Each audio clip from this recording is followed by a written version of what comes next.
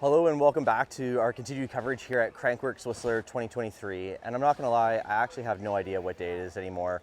But one cool thing I wanted to showcase here today is just how directly involved visitors can get with some of the amazing brands that come out to support the event. So we're actually just standing outside of the MAXXIS booth right now. We're gonna go in and have a chat with some of the guys and talk about product. And I have one particular question I wanna throw by them that I've always been wondering ever since I bought my MAXXIS tires. So come on with me, let's go check it out.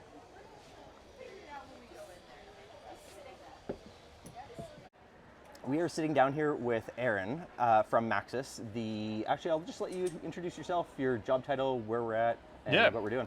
My name's Aaron Chamberlain. I am the bicycle manager for North America. So I manage our marketing, our sponsorship, and sales for the US and Canada. Nice. We are here in our home away from home, where I like to summer in Whistler. Come out here for CRANKWORX every year. We've been doing it a long time. The last few years we've been a gold level sponsor, so we've had a huge presence here and at the other stops around the world in the CRANKWORX World Tour. So yeah, we really do consider this our home away from home. I think as we were talking a little bit earlier, you'd see MAXXIS everywhere on the bikes around the bike park. So yeah, it's a place that we feel we have a really strong connection with, and it's, why we like to come out here. Yeah, definitely. In fact, what Aaron was just alluding to is I was telling him I was riding the gondola up yesterday, and we were just talking about MAXXIS tires, and it just so happened to be that of all four riders in that gondola, all four of us were all on MAXXIS tires. And it's such a staple in the industry, but for a reason. It's arguably some of the best tread patterns and designs and quality and longevity. It's just, yeah, I mean, I'm not sponsored, but yeah, if I was, then this is a brand to look towards. But what brings me into the booth today, I mentioned a few minutes ago that part of what you can expect here with the CRANKWORX experience, even as a visitor, you don't even necessarily need to come and ride. You can just come in and take in the experience down here in Whistler Village, is the opportunity to engage and liaise with some of these amazing brands. And one question that I personally had that Aaron and I were just kind of chatting off camera about was that I've noticed a lot of OE manufacturers will spec, or actually I'll give it a bit of background. So with MAXXIS, we have essentially, they have the 3C compounds, but there's two main categories. There'd be the Max Terra and there's the Max Grip. So there's actually three. Oh, is there three? Sorry. Yeah. So we have our top level compounds. We have Max Speed, Max Terra, and Max Grip. Oh, so right. Max Speed is for cross country. Max Terra is kind of our intermediate compound, geared more towards trail riding, and then Max Grip is kind of that's the most grip we offer. That's the stickiest, slowest rebounding rubber. So that's really good for any time where you want the most traction. So obviously a downhill bike park, that's traction's topic number one. So yeah. That's what a lot of people opt for. Definitely. So of the three compounds, I think most people in the mountain biking and downhill space are more than likely going to encounter the Max Terra, that medium compound, and the Max Grip. And you'll see a lot of OE, so large bicycle manufacturers. I'm on a Transition, and they spec'd MAXXIS tires, Assegai front, DHR2 rear, and they spec'd it in the Max Terra compound. And when you are out riding, as I was yesterday, of those four riders, I was actually the only person on the Max Terra compound. Everybody else was on Max Grip. And when I kind of posed the question, why did you choose Max Grip over Max Terra? Most people had said it was based on sort of recommendations from their local shop. And it's not to say that there's definitely not anything wrong. I mean, Max Grip is an incredible compound, but I worried that maybe by people switching to the Max Grip, in the aftermarket sense, that it might kind of have formed a bit of a stigma around Max Terra. And so I was trying to flip the script a little bit and ask the question what are the scenarios or situations or the benefits to a Max Terra over a Max Grip? Because I think it kind of goes without saying, Max Grip, as you mentioned, is going to be the absolute maximum amount of grip. Sai, one of the other guys here yesterday, was saying, that's what the professional factory racers race on, when performance is, number one. But what are those sort of considerations that maybe users of MAXXIS tires, can look at for the Max Terra compound? Yeah, so a lot of bike manufacturers are trying to balance a lot of different factors, right? So you're building a bike, but it's going to be bought by riders all around the world. So MAXXIS, like I said, it's our intermediate compound. So it's just really good, kind of like high performance compound, but like middle of the road in terms of like its performance envelope. So you get good traction in a broad range of conditions, but you're getting a better wear rate than compared to the Max Grip. Max Grip, ultimate, sticky rubber, as I said earlier, but it is going to wear faster, and that's kind of the trade-off. So it depends on, where you're riding, how you're riding, like, are you racing? Are you, specifically focused on the most performance? Then you're probably gonna want Max Grip. If you're, riding your bike, like you're coming up here and you're gonna ride park for, a couple days, but then you're gonna go ride over at Lost Lake, or you're gonna go try to do Lord of the Squirrels, something like MAXXIS is, it's going to roll a little bit faster, and again, it's going to be a little bit more durable. So you just, it's just like I said, just a good middle ground. If you're, and it also depends on your conditions. So if you're riding in primarily drier conditions, like MAXXIS is a great compound, because again, you're going to get longer tread life out of it. So if you're, let's say you're in Utah or Colorado, something like that, where it almost never rains during the summer, right? You're like, okay, the next 3 months, like, it's not going to rain. I can put on a set of MAXXIS tires, and I'm going to have better durability to get me through the season. And it's also, as I mentioned, it's going to roll faster. So maybe not as big a concern in a bike park when you're taking a chairlift up, but if you're pedaling everywhere, like some of these big climbs over here to like go right up to Dark Crystal or something, where you're going to be pedaling on an access road for a long time. That MAXXIS compound is, it's sticky, it's grippy, there's higher rolling resistance, so it's gonna, kind of feel like it's pulling you backwards down the hill sometimes. So. Sure. Would you ever recommend or not recommend mixing the compounds, like a Max Grip front, MAXXIS rear, for example? That's something we always recommend to riders, is experimenting with not just compound, with different casings as well. So as you mentioned, you could run a Max Grip up front, because that's where you're, if you want your front tire to go to the right spot, right? And if your front tire is tracking, the back of the bike is hopefully eventually going to come around and follow it. So, you're getting better braking up front with that stickier tire. But if you run a MAXXIS on the rear, again, it's going to roll faster. And then more durability. If you're dragging the brakes down the hill, your knobs are just going to last longer with the MAXXIS. Yeah. And then same thing with as far as like construction goes. We offer several different casing options, and depending on your riding style, again, your terrain, where you're riding, you can get away with, a lot of people can get away with running a lighter casing tire on the front compared to the rear. More of your weight bias is towards the rear of the bike. Is generally where you're hitting stuff harder is with the rear tire. So. For instance, like I can run, an XO Plus casing on the front and like a double down rear for around here, where just because I'm, ride lighter on the front of the bike, not smashing stuff as hard. And you're typically, at least I typically run a little bit wider tire on the front too, so there's a little more volume, run a little bit lower pressure, like gives you a little more comfort, more traction there again. So yeah, I know we have a really broad range of products. We have a lot of combinations. Yeah. But yeah, we like to offer those options to riders just because there are so many different scenarios that that people are riding in. One of the, for instance, we do our stickiest compound, the Max Grip. We do that in an EXO casing, which is kind of our like base level casing, right? That's our base level like a trail casing. Yeah, light duty trail casing.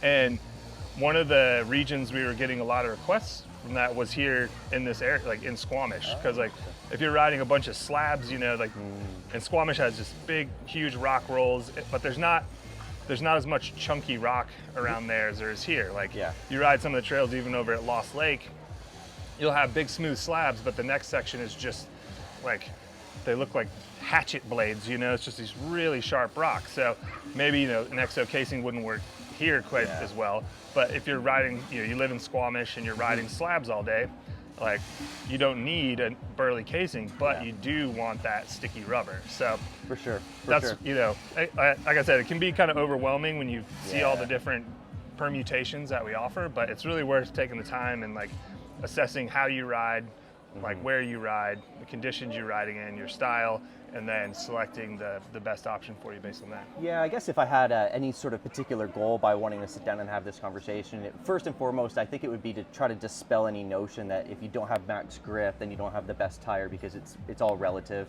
Right. Casings, obviously, that's even one step further.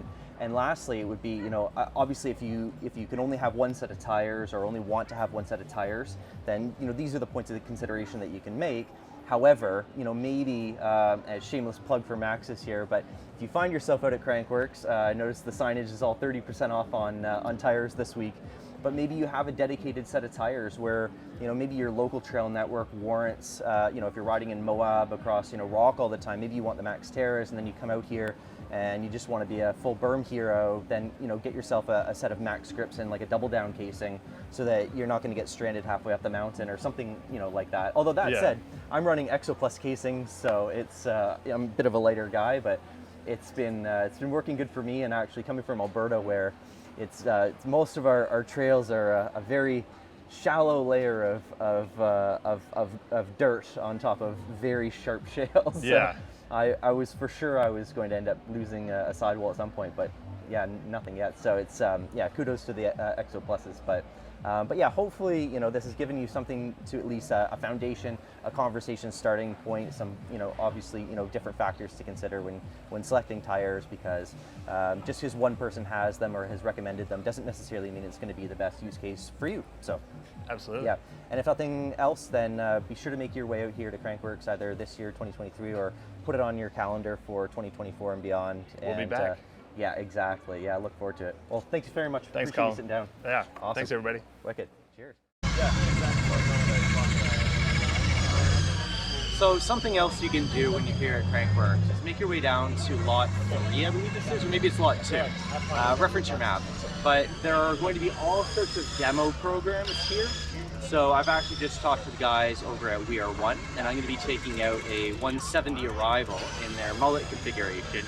We're going to go get a lap in the Whistler bike park on it. Give us an opportunity to experiment, check out a new bike, a new brand. They, like many of the other brands here, have multiple different sizes and configurations. There's stuff for kids. I could see another Canadian brand, Forbidden. It's a really cool opportunity for you as a visitor for like a value-added experience. Even if you don't even have a lift ticket to the Whistler Bike Park, there are lots of trails in the area. So you're still welcome to come by. Again, the whole thing about CRANKWORX is it's a festival around biking. It's a celebration. So it's it's a great opportunity. And let's chatting more riding. So let's do it.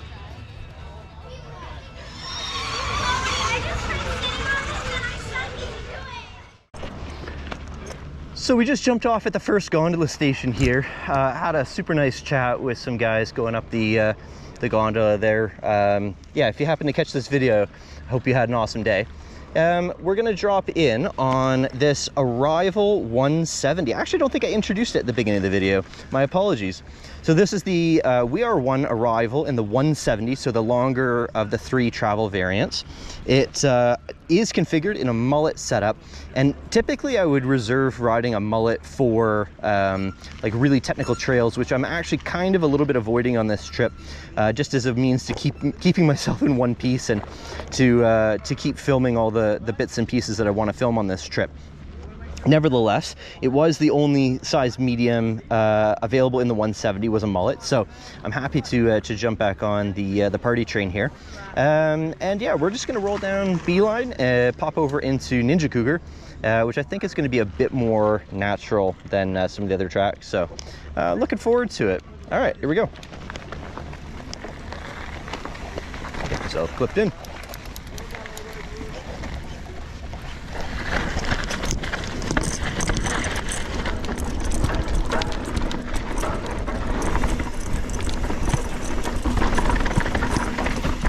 Oh, right away you can tell the difference in what a little bit of extra suspension travel will give you. Very lively. Here, let's intentionally hit some of these holes. Oh yeah. Great pedal platform. It kind of wants to tighten up a little bit.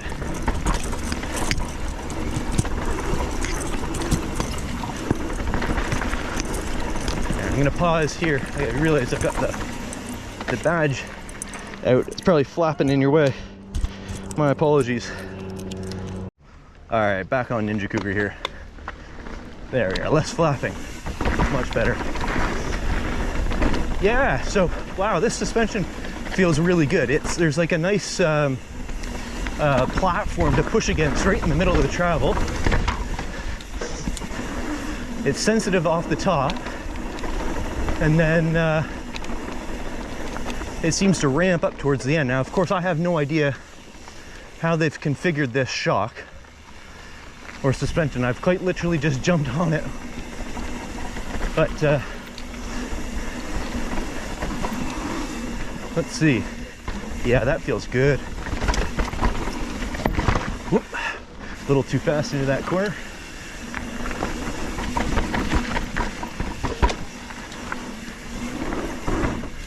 Oh, it's so nice to be able to push against something there in the middle.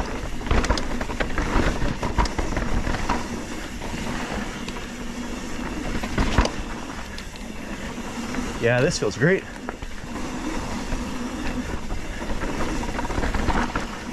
You know, I make no effort into trying to be a professional bike reviewer. I don't think I have enough experience on multiple different bikes to reliably, you know, offer a great insight for you, but I'll do my best to be honest about what I'm feeling and experiencing.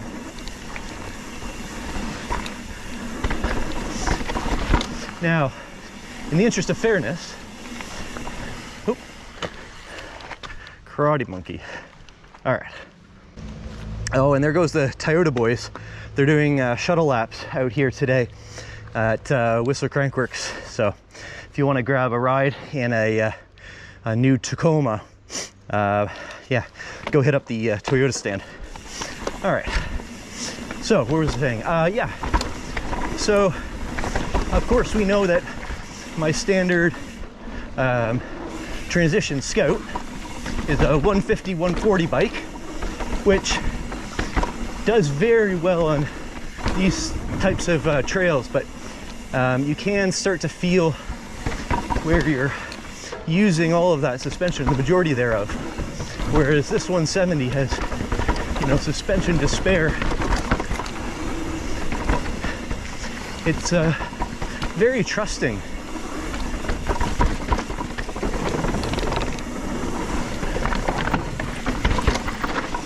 Oh gosh, that feels good. I'm intentionally trying to hit some rocks just to see how it reacts.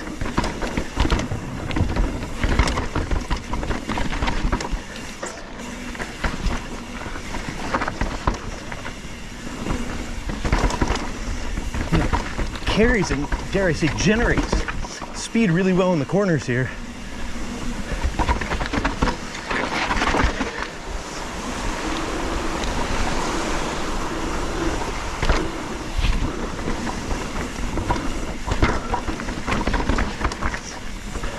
Very confidence inspiring. I've never ridden this trail before in my life.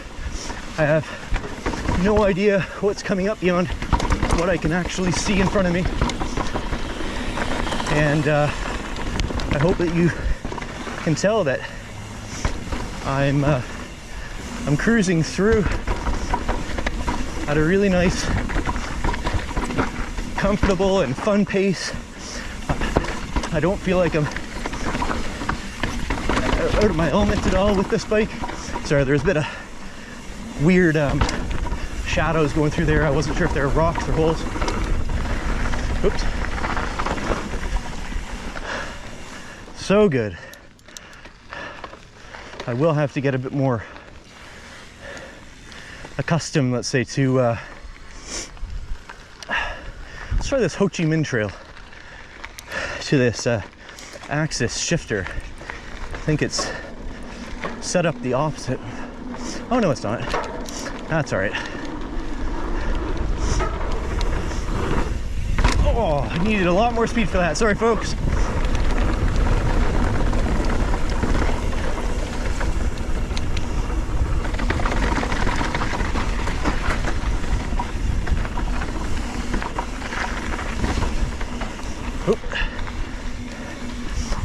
Another downside again to not knowing what's coming up. Little inside line, it looks like.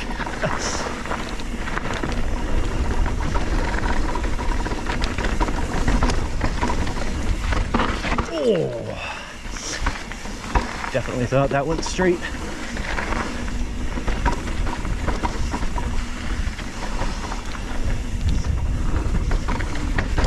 You know, I said it previously already on this trip, but you know, even if you were to just come out and ride some green trails, you will undoubtedly improve your cornering abilities and bike handling capabilities. And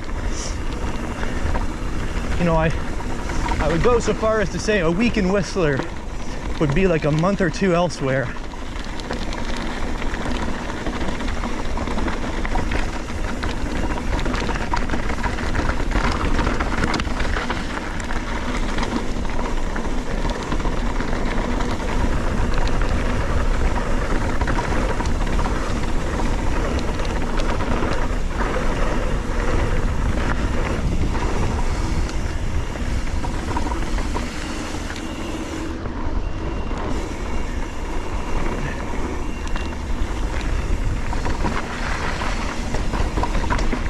Big hole that I went through it with confidence. Gosh, this is a great bike. I'm just gonna keep cruising here. I feel so good on it.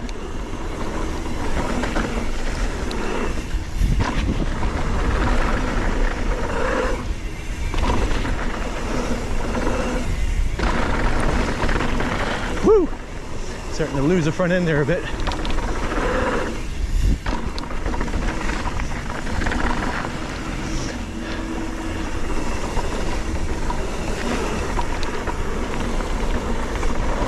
I know there's a bunch of braking bumps in this section. Guys at We Are One really have this suspension dialed in for this bike.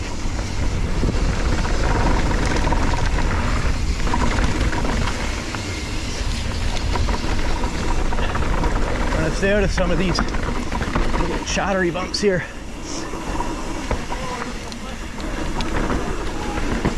Whew. Thought there'd be a bit more of a smooth pop. Thought wrong. That's all right. Oh my gosh. I'm gonna try to be kind to everybody else and get this bike back to We Are One, but gosh, that's good.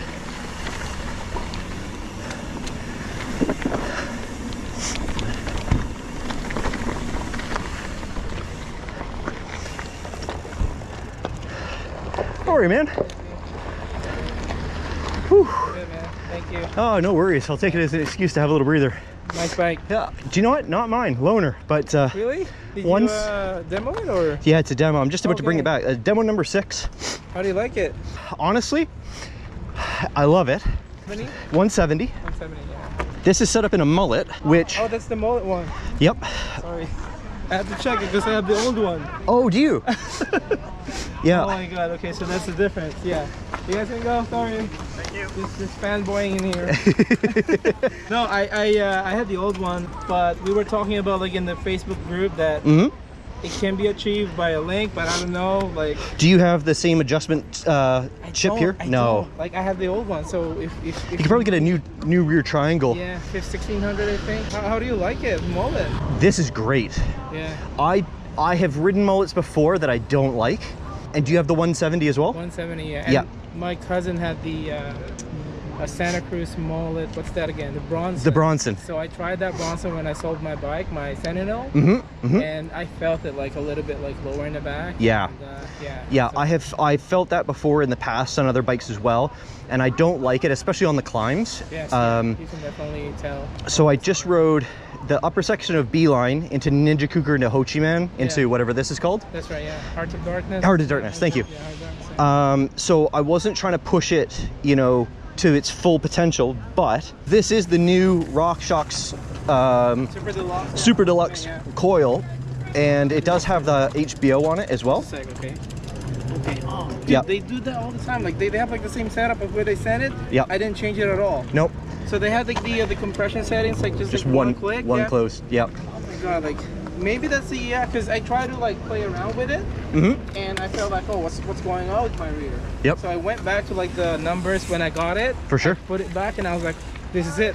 It's back at it again. I was just commenting. I said I intentionally didn't do any. The only thing I changed was the contact point adjust Hey on the guys, coat. make sure you don't block right in there. Yes, yeah. That's personal, 100%. Yep, exactly. You need to, yeah. Yep. Yeah. But what was noticeable though is there was that you kind of go through that first 20-30%, or probably 20%.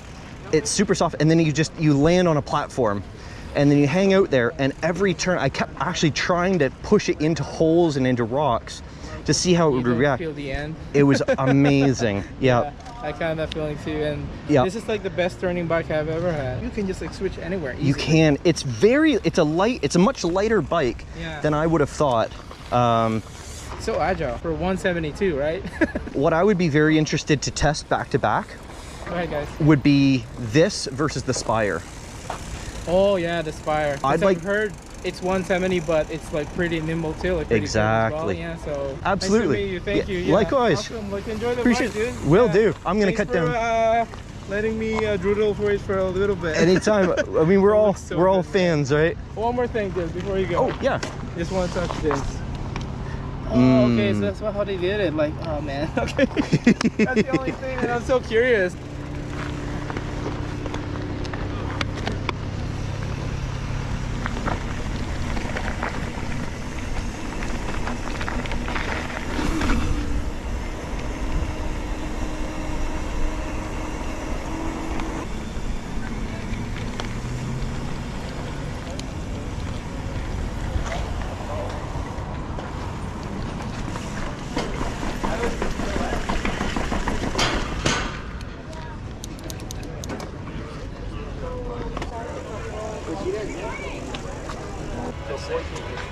No, but I thought that actually Hey, how's it going? Did you like it? Loved it. It's annoyingly good. Hear that a lot. I didn't want to have like that sort of like cruiser feeling on it that sometimes you do get on mullet bikes, and I didn't once notice the wheel size. No, the flip tip really compensates for that. It does, yeah. But you won't get your butt buzzed by the time. You got me saying words in my head, filling my mind with these images, yeah. And it's the way that you It's whip-off time. So, right now we're just out on a bro break. We're gonna go finals for best of two runs for each of the riders. They're just making their way up to the top right now. We're gonna hang out, maybe go down, check out the Red Bull stage down there, and then check out all the action. So stick with me. oh no, you're calling my phone. I'm being patient, but I'm all alone. Staying faithful, and I'll never know when you're coming back around. When you're coming back around.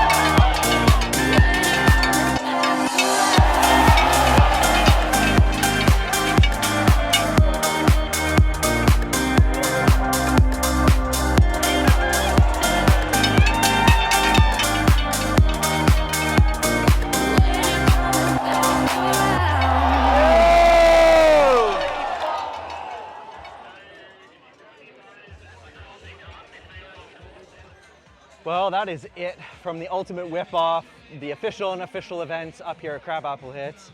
It was absolutely amazing to finally come out and see this in person, even if I was behind the camera the majority of the time. I hope that the rider who did go down is A-OK, and we'll be back at it to jump again in the future. Wishing you the best. In the meanwhile, we are going to follow the crowd and follow gravity back down to the hill. I've been craving a pizza for 2 days now, and I think that's going to be in my very near future.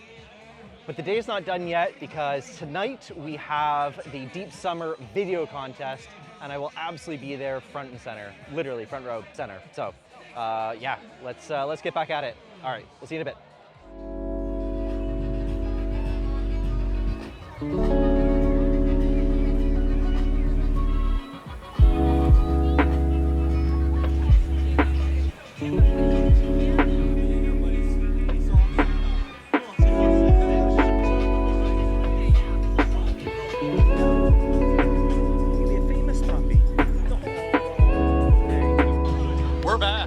After a long day, a much-awaited event, you can see everybody has turned out. The weather couldn't be better, and we are out for the the Dirt Diaries video night. There's going to be 5 contestants competing to win, I think, a grand prize of $5,000. It's absolutely packed. I can't believe it. So we're going to tune into that, check out everybody's hard work and efforts here at CRANKWORX 2023. So I'll take this as an opportunity to sign out for now. I don't want to give away anybody's content, but thank you very much for joining me so far on another day here at CRANKWORX 2023. See you in another one. Take care. Bye for now.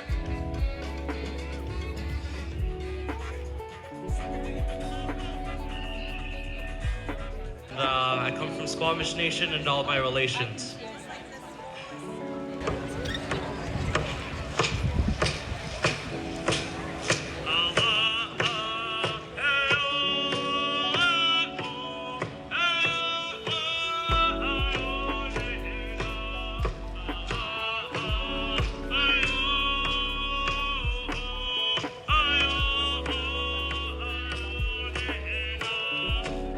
Oh yeah, so tonight we have a lineup of unbelievably talented contestants. They had a window of 10 weeks to put these submissions together. That might sound like a lot. If you've ever made a film, that is nothing. They had to gather their team, develop the vision, conduct all the filming, and edit. Nights and nights and nights in the editing cave, bent over, hunched up like a goblin, just putting the pieces together, trying to